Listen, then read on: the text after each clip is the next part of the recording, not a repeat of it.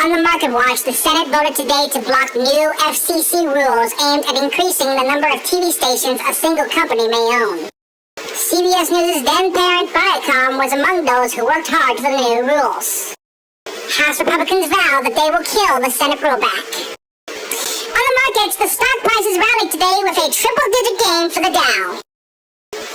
Tonight's Eye on America is part of our ongoing coverage of a hotly debated issue: federal efforts to stop Americans from importing lower-cost prescription drugs from Canada.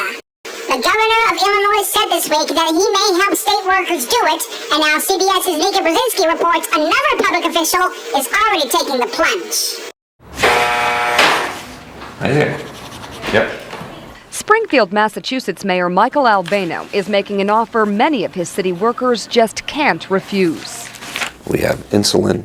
A chance to buy American-made drugs from Canada on the city's insurance plan. All from qualified, certified pharmacies in Canada. No one said I was crazy. It's a deal the mayor took personally to save on his son Mikey's diabetes drugs. And what was good enough for the mayor's family turns out to be even better for his city.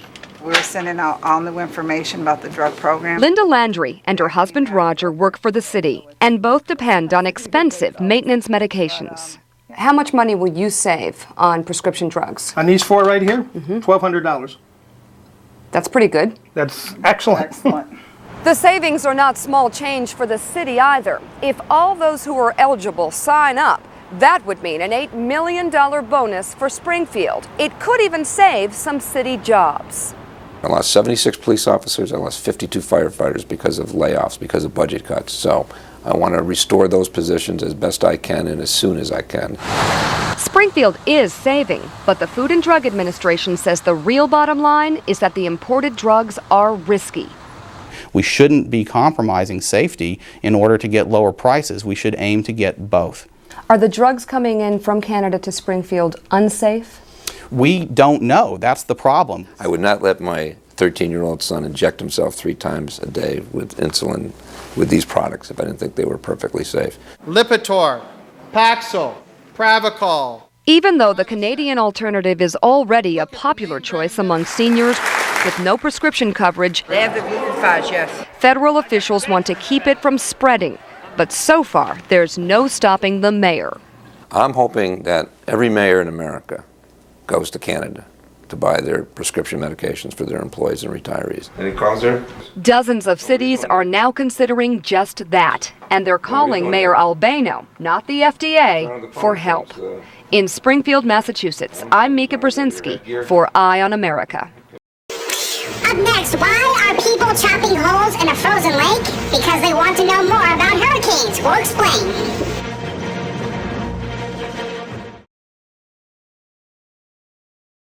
Welcome back.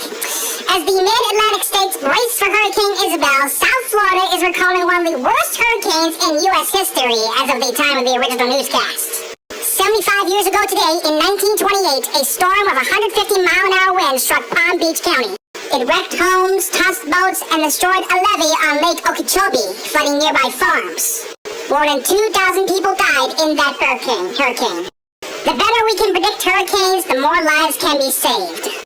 Toward that end, CBS's Jim Axelrod reports scientists are digging deep into the past.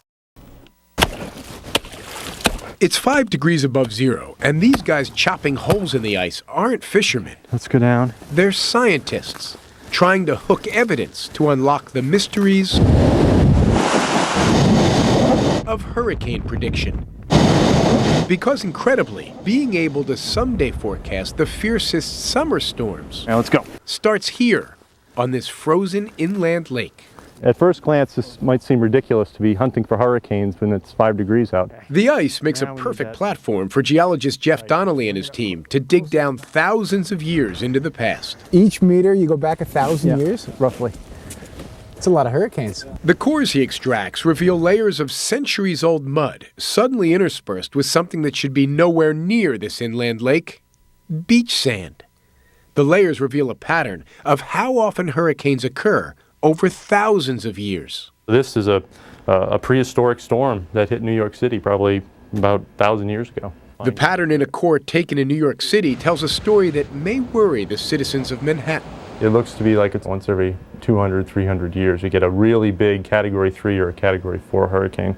And with the last hurricane hitting here in 1821, Donnelly thinks New York City is due, perhaps overdue, for a direct hit sometime in the next 20 years.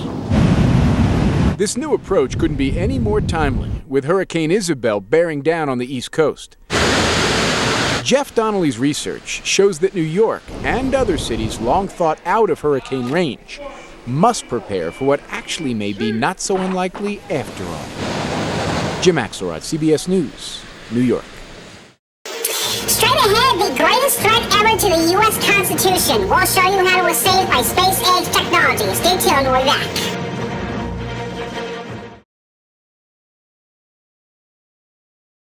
Welcome back.